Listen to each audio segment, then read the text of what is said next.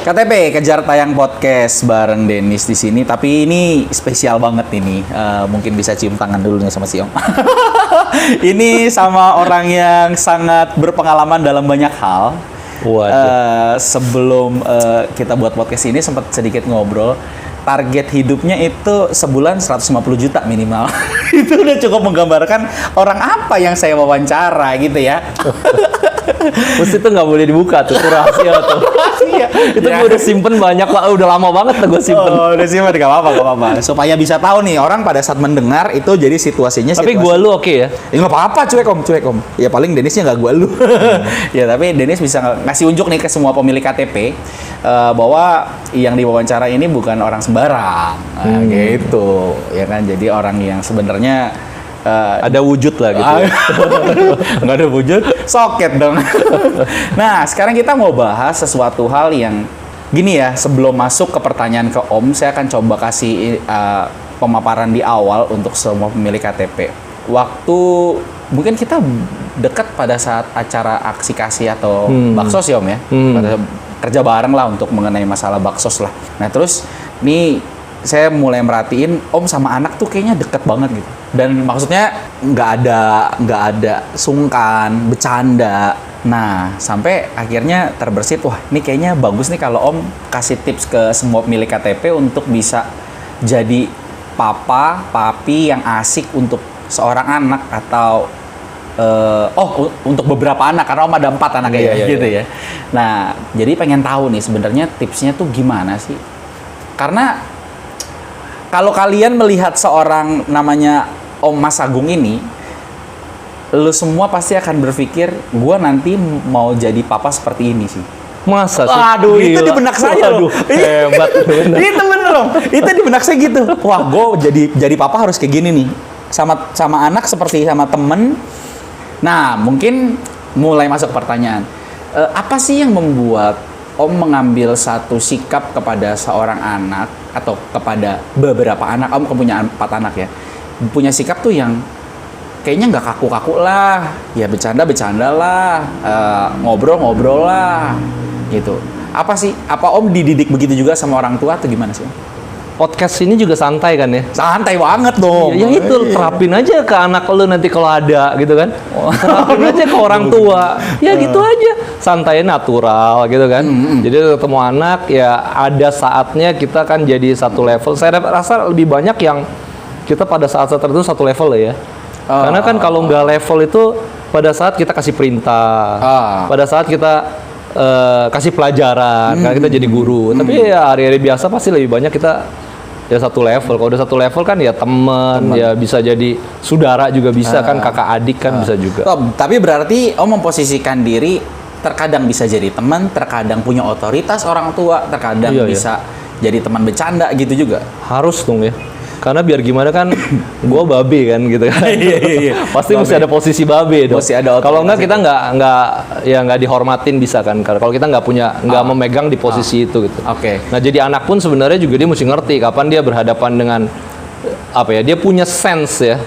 Kapan dia berhadapan dengan orang tua yang jadi orang tua, kapan dia berhadapan dengan orang tua yang jadi teman. Nah kalau anaknya juga nggak bisa ya nggak bisa begitu kan. Tapi kan itu didikan dong dari awalnya sudah akhirnya anak secara terdidik bisa membedakan, oh ini papa lagi serius, oh ini papi lagi jadi teman, oh ini lagi bercanda gitu dong. Iya ya mesti ya karena kita satu keluarga harus sering berhubungan lah ya. Kalau sering ngobrol akhirnya tahu kan, jadi kan kapan saatnya bercanda, kapan saatnya ya dengerin gitulah. Ada order gitu. Nah, ada yang ditiru nggak sih sampai bisa kayak gitu?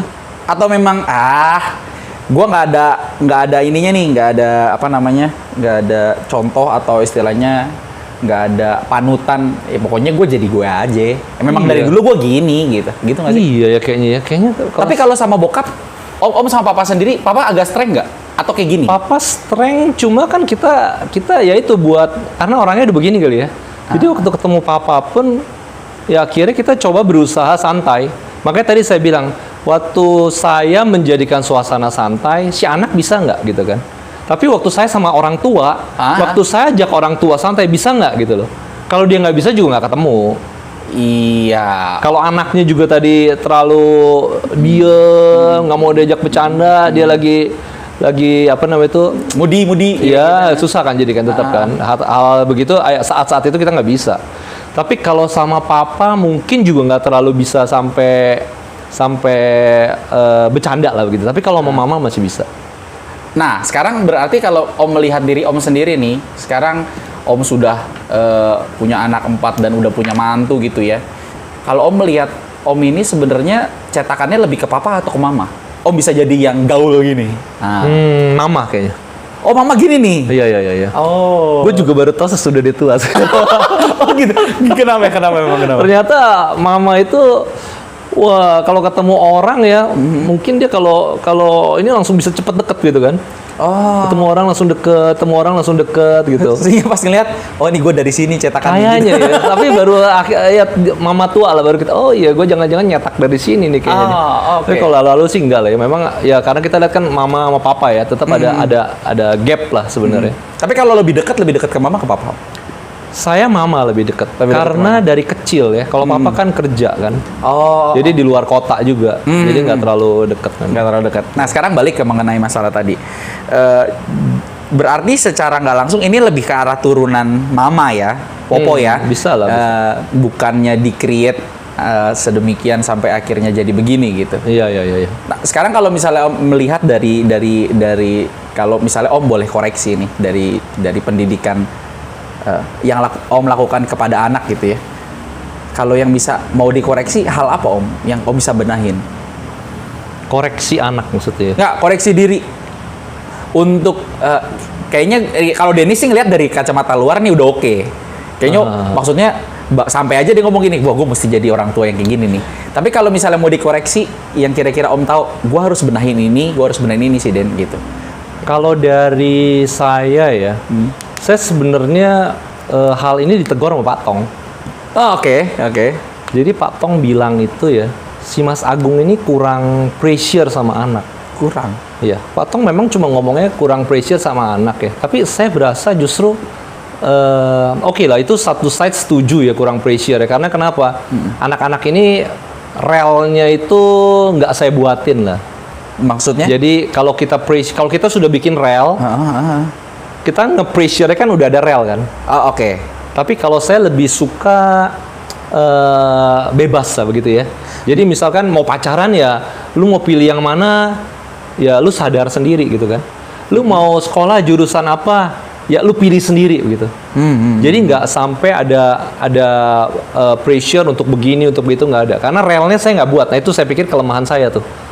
Jadi kalau saya mau ulang nih, kembali ke anak-anak kecil, saya siapin nih, si Hani mesti begini, si Sally mesti begini gitu kan, si Mason mesti begini gitu. Kita mungkin mesti arahin gitu. Tapi apakah itu menjadi satu hal yang harus, kalau misalnya, kalau Dennis ngelihat ya dari statement itu, Om mungkin memang nggak siapin relnya, tapi Om siapin orangnya untuk bisa mengemudi dengan benar, gitu nggak?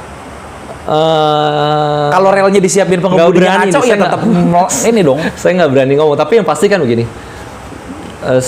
Kalau kita misalnya jadi orang tua ya, selalu kita pikirkan, gue cara mendidik anak harus begini, metodenya begini lah begitu ya. Yeah. Kalau saya lebih suka anak itu yang penting kenal sama kebenaran. Kalau anak sudah kenal kebenaran, pasti relnya itu benar gitu kan. Oke. Nah sesudah itu Tuhan yang terserah lah mau tunjuk kemana. Nah itu kalau saya punya pikiran begitu, saya berasa agak sedikit kurang fair buat anak. Karena saya lihat misalnya SKC ya. SKC itu anak-anak dia bisa diarahin kan di sekolah itu kan. Oke. Dia bisa tahu, misal Pak Ivan ya, mungkin dia punya kelebihan dalam hal ini begitu kan. Dia bisa arahin anak itu jurusannya lebih baik ke sini misalkan. Dia punya keahlian ini, itu bisa diarahin. Nah, saya berasa saya nggak mampu di situ. Nah, kalau mau ngulang mungkin saya akan belajar itu tuh. Anak-anak saya dari kecil kita selidikin nih ya kan, expertnya di mana? Kayak misalkan, oke, anak-anak saya suka nyanyi, misalnya. Saya tahu cuma suka nyanyi. Coba dari dulu, Oh mungkin udah dilesin, udah jago gitu kan ya. Sekarang udah bagus suaranya gitu kan. Iya, Paling nggak dipakai Tuhan untuk di gereja lebih misal begitu kan. Kalau sekarang kan ya cuma gitu-gitu aja gitu dalam pelayanannya. Cuma jos aja ya, Iya, nggak jos. kuku bima gitu. Nggak kuku bima. Jos kali. Iya. Oh jadi maksudnya lebih ke arah melihat talenta, kira-kira mau dibawa kemana, diarahkannya kemana untuk dioptimalkan apa yang Iya, dia karena punya gitu sampai ya. sekarang kan misalkan anak-anak sudah umur 20 lebih kan. Kalau lihat di pelayanan gereja kan saya cuma berasa nggak maksimal ya, nggak Tuhan pakainya belum nggak apa ya, karena saya nggak ngarahin akhirnya talentnya nggak terlatih dengan baik begitu Nggak kan, optimal gitu Nggak ya. optimal ya, itu sayang aja sih kayaknya. Sayang Padahal di mereka cukup yang baik-baik lah, anak baik-baik lah paling nggak ya. Sekarang kalau misalnya dibalikin gini, Om tahu Om nggak ngasih rel, tapi mereka bisa menjalankan dengan baik tuh, itu apa yang dikasih tuh? Makanya waktu kita kenalin kebenaran kan sebenarnya nggak cukup kan, nggak bisa kita kasih kebenaran. Apakah nggak cukup kebenaran? Mesti plus Bukan. yang lain apa maksudnya gimana? Iya, waktu kita kan sebagai orang yang lebih bisa melihat view-nya, helikopter view-nya kan lebih tinggi lah kira-kira Iya, kan, gitu kan. oke. Jadi kalau kita cuma kasih kebenaran doang, itu tanpa ngarahin dia lebih ke detailnya, misalkan talent Aplikatifnya salah satunya gitu ya. Ya, salah kalau talent kan salah satunya kan. Banyak hal sebenarnya Iya. itu. Sekolah dia lah apa segala gitu kan sebenarnya bisa kan. Nah, itu lebih mungkin dia bisa lebih bagus begitu loh. Jangan cuma dilepas begitu. Jangan kita kasih tahu kebenaran terus dilepas begitu kan. Selain daripada talent, hal apa lagi yang kira-kira Om ini kan contoh talent yang sebenarnya saya lebih suka mungkin gini ya, hati dan pikiran itu loh. Ini beginian yang selain talent memang penting ya. Tapi buat saya ada view. Kalau view itu kan berarti kan cara mikir ya. Cara mikir tuh mesti begini begitu kan. Cara mikir yang benar begini, ya kan. Terus hati ya emosional misalnya begitu, mesti bagaimana begitu kan. Memang ini di luar dari apa ya, kemampuan kita ya. Tapi saya yakin kalau kita dari kecil kita sudah latih ya, anak-anak lebih kebentuk sih mesti. Cara mikir itu penting sekali. Ya kita di gereja sini ya pasti kan cara apa word view itu kan penting kan. Nah, saya nggak tahu sampai di mana anak-anak nangkep word view misalnya reform lah gitu. Iya. Apa gini, jika itu tanda petik jika bisa dibenahi yang Om bilang, memang ada satu konflik masalah di mana anak-anak menyikapi masalah itu menurut Om bermasalah gitu? Atau sebenarnya fine-fine aja? Pasti. Ada nggak satu contoh misalnya? Contoh ya. Ya. Ini mungkin mesti sambil ntar ngomong kalau ada keluarin. Karena kan kalau contoh kan begini kan, kalau kita kan nggak mungkin misalnya satu kali keributan misalkan kan, sama yang paling gede sampai yang paling kecil pasti ada aja keributan kan. Nah waktu ada keributan kan pasti karena view yang berbeda kan. Iya kan. Okay. Nah anak saya kebetulan aja kalau kita berbeda dia berani serang misalnya atau berani protes lah gitu kan. Nah itu kita ketahuan kan view-nya berbeda sebenarnya. Saya punya view sendiri, dia punya view sendiri. Buat saya sih itu bagus karena itu untuk koreksi diri saya juga kan kalau saya salah gitu kan. Tapi susahnya kan papa kadang-kadang jarang mau ngaku salah nih kan. Ya kan mau karena saya lebih berasa misalkan banyakan lah ya. Waktu kita debate ini ada view yang mereka salah begitu kan. Nah ini memang dalam proses, akhirnya proses juga menyamakan view. Tapi ya sekali lagi kalau dari kecil misalkan begitu ya, sudah kita arahin misalkan begitu ya. Menurut Om dengan pengalaman 4 anak ada titik terberat nggak sebagai pendidik? Ini di usia segini dan segini ini cukup ribet nih, ada nggak? Oke, kalau saya coba anak-anak ya, misalnya saya nggak suka sekali, saya tidak suka anak-anak tuh yang masih di bawah 1 tahun. Mungkin bukan nggak suka ya, takut lah ya, takut megang gitu ya. Oh, kayak rentan gitu. Iya, tapi kalau udah anak 1 di mana dia sudah mulai bisa bercanda, nah saya bisa tuh, saya bisa apa ya? Bisa main sama dia, misalnya gitu ya. Jadi apa namanya? Sudah mulai gampang, tetapi pada saat dia masuk ke itu kan kita enak tuh ya mainnya sampai SD lah gitu kan. Tapi sudah SMP dia sudah ada teman, ya kan. SMA sudah ada temen juga. Nah ini kan biasa berubah tuh kan. Iya, worldview-nya mulai kebentuk nih. Iya, mulai kebentuk. Nah itu Ya. memang mulai di SMA itu mulai ada perdebatan. Kalau SMP mereka mungkin belum berani. Susah nggak tapi? Tapi menurut saya sih enggak ya. Anak-anak saya nih anak-anak baik kali ya. Puji Tuhan. Puji ya. Tuhan gitu ya. Dikasih anak-anak yang baik begitu kan. Tapi ada nggak titik sebenarnya kalau dari 4 ini, oh ini usia segini nih memang usia yang mulai ini agak susah nih, gue mesti didik nih gitu. Ada nggak titik rawan di mana usia anak-anak yang mesti ditekenin? Saya lupa waktunya ya, tetapi setiap anak ada. Setiap anak ada ya? Setiap ada anak. Karena begini ya, saya tuh tipe yang sayang anak akan begini, maksudnya gini. Saya akan concern ke satu anak pada saat dia dalam kesulitan. Oke. Ya itu jadi buat saya itu adalah momen dimana susah kan berarti kan. Nah dari anak pertama misalkan dia pernah problem dengan pelajaran misalkan. Nah saya mesti masuk untuk bukannya nolong dia belajar tapi kita support dia nggak down kan. Soalnya dia juara tiba-tiba blek hampir nggak naik kelas begitu loh. Kan secara psikologi kita mesti angkat misalnya gitu kan. Support. Yang kedua misalnya bandel misalnya begitu kan. Kita mesti ajarin dia supaya waktu kita ngomong dia mesti ngerti nih. Ini kita serius misalkan. Dia nggak boleh main-main kan. Kadang-kadang anak-anak tuh anggap kita selalu main-main gitu. Waktu kita bilang jangan, dia masih coba-coba gitu. Kalau saya udah bilang jangan, dia mesti tahu ini jangan begitu kan. Nah, anak ketiga juga sama, misalkan di sekolah, waktu dia pilih sekolah, misalnya seperti apa. Anak keempat juga ya kurang lebih ya begitu ya. Waktu pas saat dia labil ya. Nah, kita orang tua masuk kan. Nemenin. Iya. Harus dampingin dia supaya saya lebih lihat psikologi lah, nemenin dia secara psikologi gitu ya. Supaya nggak ngaco lah gitu. Nah, kalau misalnya kan ini sering banget lah, banyak banget yang bilang bahwa orang tua tuh menjadi orang tua yang baik dan sukses tanda petik ya, menjadi orang tuanya gitu, nggak ada sekolahnya. Nah, Om sudah mempersiapkan menjadi papa tuh dari umur berapa? Dan apa sih yang dipersiapin? Ini mungkin nih banyak yang mau merit kan, ya, merit mah mau, cuman tahu pasangannya. Saya nggak tahu ya. Ya kan mesti siap-siap, oh bener nggak? Apa nih yang perlu disiapin? Kan kita mau tahu. Yang pasti kan ada yang bilang gini, dewasa ekonomi, dewasa rohani, terus dewasa satu lagi apa ya? Ekonomi, rohani sama mental. Ada yang bilang gitu. Nah, kalau misalnya Om yang terlihat tuh sebenarnya apa sih yang dipersiapin waktu zaman pacaran nih sama tante nih? Pasti dong pacaran mau merit kan? Oke, kira-kira gue persiapin apa? Oke, saya kan orang yang easy going ya kalau orang ngomong gitu kali ya. Kalau saya pikir-pikir ya, saya mulai merencanakan itu mungkin waktu saya masuk SMA yang rencananya IPA, itu jadi IPS. Jadi nggak bisa masuk IPA, masuk ke IPS gitu. Nah itu mulai mikir tuh, sialan, gue kenapa nggak masuk IPA begitu kan?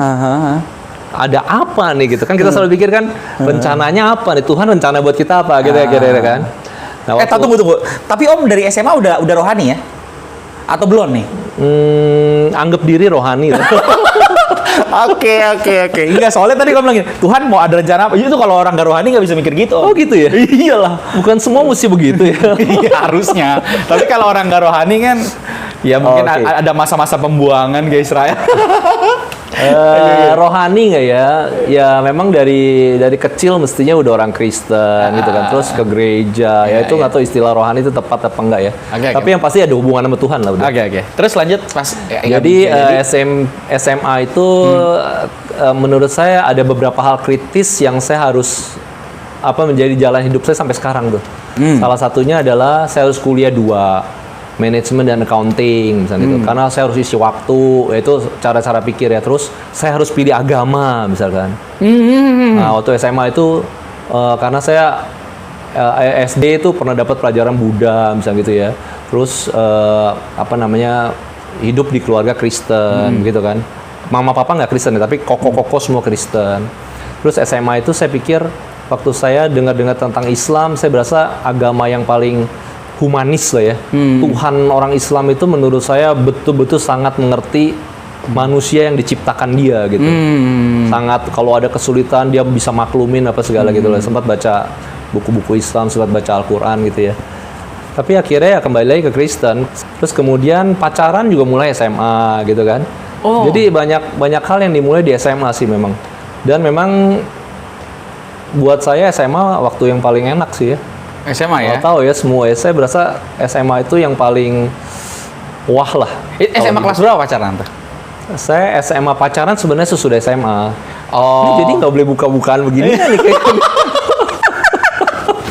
Enggak, soalnya dia jadi Om sendiri yang ngelebarin ya. Jadi saya kan pengen tahu. Oh, oke. Oke. Sesudah SMA. Nah, terus mempersiapkannya apa aja yang dipersiapin itu? Balik lagi ke pertanyaan Iya, itu. kalau dibilang siapin apa ya? Paling-paling saya cuma berpikir kan gini. Tadi misalnya mengenai kuliah kan, saya harus kuliah, 1 accounting, 1 manajemen. Kenapa? Karena manajemen untuk jadi bos, untuk jadi bos mesti ngerti accounting. Iya. Waktu itu juga ada les komputer karena kalau mau accounting mesti ada komputer kan gitu kan supaya kita belajar kan. Oh. Terus kemudian lulus kalau 6 semester pokoknya gue belajar accounting 6 semester aja. Mau lulus mau nggak lulus pokoknya gue stop. Tapi yang S1 manajemen harus lulus lah begitu kan. Untuk persiapan cari duit waktu itu pikirnya gitu. Jadi nggak rohani tuh kayaknya tuh ya. Tapi pergumulan memilih agama itu juga pergumulan rohani sih sebenarnya. Walaupun di dalam kebingungan ini itu ya maksudnya. Ya. Tapi pada saat mempersiapkan itu lebih ke arah ekonominya ya. Nah, sekarang kalau pada saat udah menikahnya, hamil nih tante nih. Ini bersiapin jadi papa gimana? Itu masih belum kejawab nih. Wah, nggak ada. gendut nih perutnya. Nanti anak nih. Wah, gue mesti jadi papa gimana nih gitu. Ada nggak? Saya cuma kepikir itu doang sih, cara didik anak doang. Saya nggak mau pakai metode. Gimana cara didiknya? Ya itu, kasih tahu kebenaran. Waktu saya kasih tahu kebenaran Satu-satunya di Alkitab kan. Ya dari kecil baru baca ya suruh baca Alkitab lah kita sama-sama kan. Family altar gitu kan. Iya. Jadi kita baca Alkitab sama-sama dari anak-anak yang masih kecil belajar baca. Nah itu hebatnya anak saya nih ya, seingat saya ya. Semua itu kelas 1, semester 1 atau kuartal 1 selalu juara 1. SD. Iya. Tahu nggak kenapa? Karena mereka bisa baca duluan, yang lain belum bisa baca, teman-teman dia udah bisa baca. Oh. Jadi akhirnya juara lah pasti kan? Berarti itu ada pendidikan ngajarin baca ke anak juga ya, gitu ya. Iya. Itu lebih tante atau om?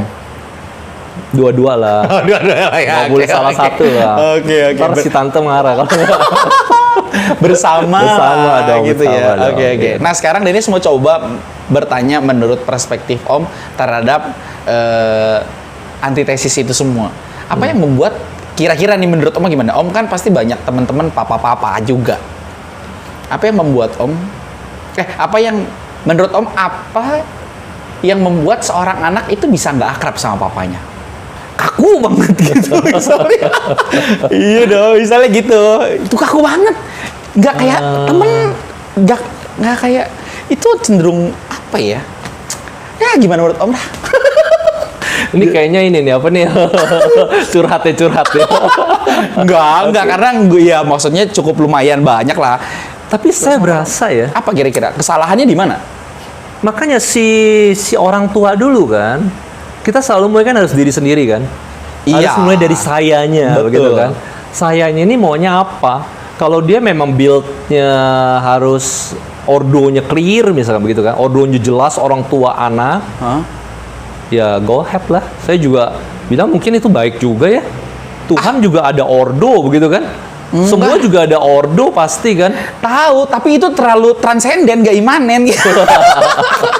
Udah mulai masuk kalimat-kalimat kata yang racing. Enggak, tapi maksudnya gini, kalau misal memang nggak tahu ya, kalau menurut Om, ya kalau misal dilihat dari perspektif mana aja sih boleh aja ya. Tapi kalau Dennis secara yang belum menjadi orang tua, itu dia melihat kalau misalnya sampai, oh gini, kan Dennis suka pelsis ya, pelayanan siswa, terus juga banyak banget dengar curhat, anak dan lain sebagainya.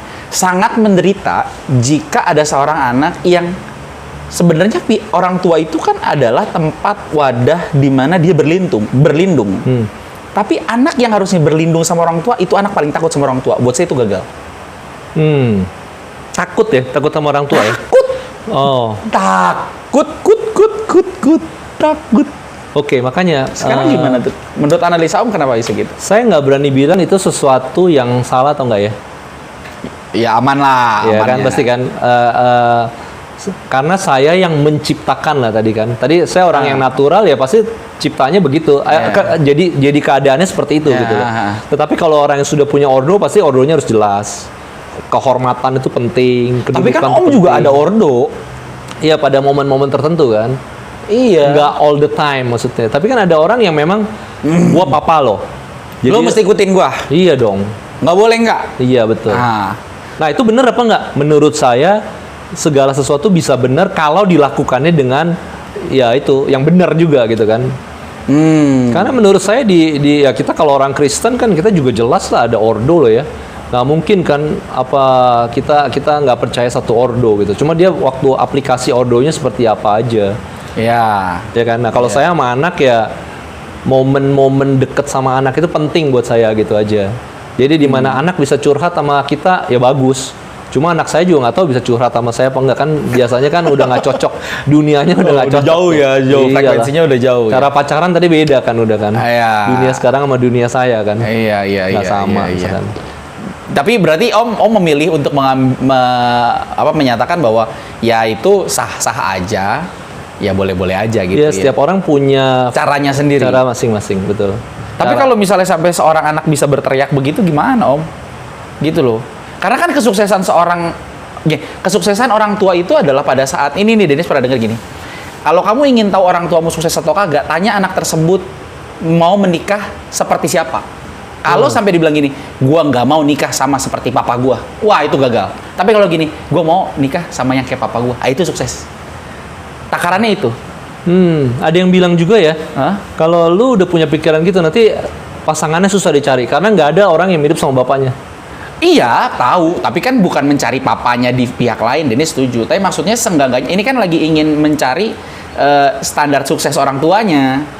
Kalau Gitu loh. justru itu, kalau saya bilang justru orang tua, kalau anak misalkan ya, gua mau cari istri gua seperti mama ya. Mama itu harus menetralize pikiran anaknya seperti itu. Karena anak ini nggak boleh punya pikiran cari model seperti mama. Karena nggak akan ketemu. Nggak akan ketemu, percuma. Jadi Iya. mendingan. Oh itu setuju. Tapi kan dengan posisi anaknya udah mau dulu. Dengan posisi berarti anaknya sehat, mamanya sehat, mamanya jelasin. Yes. Tapi kalau misal gini, gua nggak mau kayak mama. Gimana mau jelasin? Berantakan dong. Sedangkan kalau Om bilang itu sah-sah aja, itu jadi masalah loh. Iya karena kan waktu anak bilang nggak suka sama papanya, Iya. gitu kan? Gua nggak mau seperti papa gua. Atau enggak, gua nggak mau punya suami kayak Yakin papa. nggak anaknya punya view gitu bener? Kan belum tentu kan? Oh iya bener. Bisa jadi view anaknya yang salah. Iya, belum tentu bapaknya yang salah. View Iya anaknya yang salah. Jadi ya itu makanya saya bilang kan kita harus kembali ke kebenaran. Makanya diskusinya adalah kalau saya bilang sama anak saya sama tim saya lah ya. Waktu kita diskusi itu jangan selalu berpikir apa tuh siapa yang benar siapa yang salah. Tapi kita harus pikir dulu yang benar apa. Gimana? Iya. Itu harus itu dulu. Nanti masalah kita nggak bisa kerjain, nggak bisa, itu lain lagi. Kita cari akal, begitu kan? Oke, Tetapi ada dulu nih, yang bener itu gue harus lakukan ini loh. Oke, kita COVID-19 misalnya sekarang. COVID, problem lah sekarang kan. Kita mesti ngapain sih? Perusahaan kita masih ada untung nggak? Masih jalan nggak? Oh, masih ada. Oke, kalau kita misalnya sudah sampai 1 bulan, sampai 2 bulan kan, orang-orang tim saya ini ketemu sama orang setiap hari bisa ratusan orang. Sampai sekarang nggak ada yang kena COVID loh, nggak ada yang kena corona loh. Nah kita juga pikir dong, sekarang kita udah kasih vitamin, kasih jahe, kasih everything buat kita punya tim. Tim kita sudah nggak kenapa-napa, ini waktunya kita juga kasih ke orang misalkan. Kita lihat orang sekitar kita lihat tukang parkir, ada tukang seputaran kantor lah gitu ya. Ya kita jualan sesuatu yang murah lah buat mereka gitu kan. Kayak gitu loh. Gitu Iya, ya. iya. Jadi kita pikir dulu yang bener apa begitu. Setelah yang bener apa, baru diputuskan dan disejajarkan dengan yang benar. Bisa jadi saya nggak benar dengan kebenaran itu gitu betul, ya. betul. Berarti kita mesti tahu dulu nih konsep Ya, kebenarannya. kita nggak capai itu juga bisa kan? Iya. Ya kan tapi karena kita tahu. dibawa ya, tapi kita udah ada standarnya. Oke. Yang bener tuh ini begitu. Oke. Nah, ada satu kata yang tadi Om ngomong tuh tentang diskusi. Nah, ini kata yang bagus. Apakah Om benar-benar berdiskusi sama anak mengenai banyak hal? Nah, kalau ini ya diskusi pastilah diskusi. Diskusi sama anak pasti. Ya misalkan baru-baru ini tentang apa tuh perjamuan kudus misalkan Iya. gitu kan. Gereja kita memutuskan untuk tidak melakukan perjamuan kudus. Nah, kita di keluarga kita diskusi tentang ini begitu kan. Ya diskusi pasti ada gitu. Tapi kan keputusan ordo tuh. Ah, oke. Ya kan? Oke. Diskusi boleh terjadi, tapi keputusan adalah ordo. Kalau kita misalkan karena kita bergereja, maka gereja itu yang harus kita ikutin kan. Oke. Kalau itu kan ekstern nih. Maksudnya luar lah, walaupun memang bagian. Nah, sekarang ada Internal juga sama. Waktu kita discuss pasti ada ya. Kita di rumah pasti ada diskusi. Yaitu ketok palunya mesti di kepala keluarga lah. nggak? Oh, pokoknya papa maunya gini. Yes. Mesti ada begitunya. Walaupun mungkin Om tahu keputusan itu tidak menyenangkan semua orang. Iya, dan mungkin bukan keputusan saya yang saya ambil. Bisa jadi gitu ya? Iya dong, keputusan orang yang lain lebih benar dari saya kok gimana? Oh. Ya tapi keputusan harus diambil kan? Iya, iya. Ya saya juga mesti berani ambil keputusan orang kalau orang lebih benar. Iya, iya, iya. Iya kan? Iya, iya, iya. Nah itu diskusi baru. Kalau diskusinya cuma saya doang yang benar ya susah kan? Itu bukan diskusi namanya Iya, ya. iya. Itu otoriter. Iya. Pokoknya ngumpul dengerin gua ya. Itu otoriter boleh ya? Iya, boleh. Boleh dong pada saat-saat dimana kita perlu otoriter. Iya, iya, iya, iya, iya, iya. Ya Pak Tong sebagai pendiri misalkan. Iya, Dia mesti menggunakan otoritas dia kan? Iya, iya. Untuk nunjukin the way-nya begitu. Kalau Iya. nggak ya gimana? Saya ngomong Pak Tong boleh nggak nih? Ya udah nggak apa-apa. Yang ngerti ya Sima nggak ngerti ya bingung. Paling dia googling patong apa ada gentong mungkin dia googling nemunya. Oke, oke kalau kayak begitu. Nah sekarang mungkin ada nggak nih buat kita closing, Om, jika ada seseorang yang ingin menjadi calon papa atau jadi kepala keluarga atau ingin menikah, kira-kira pesannya apa, Om? Cowok-cowok. Tetap ya, karena saya punya prinsip adalah kebenaran itu adalah yang akan mempengaruhi cara kita mikir dan cara kita bersikap, berbuat apa segala gitu. Jadi mesti betul-betul kita udah kenal kepada kebenaran dan Alkitab. Kebenaran itu buat saya cuma dua, melalui Alkitab sama khotbah sebenarnya. Tapi mesti hamba Tuhan yang benar ya. Iya. Ya kan, khotbah itu mesti karena firman Tuhan yang diberitakan, berarti itu pasti ada yang kita bisa ambil gitu. Nah kalau firman Tuhan memang kita bergumul sendiri kan. Sih. Nah kalau khotbah ya hamba Tuhan yang bergumul lah. Oke, berarti dengan kita baca Alkitab atau baca kebenaran yang benar, sehingga kita juga bisa menyelidiki apa yang dikhotbahkan benar atau enggak, itu juga ya. Iya. So mungkin closing dari saya, jangan pernah berdiri di atas kenyamanan, tapi berdirilah di atas kebenaran.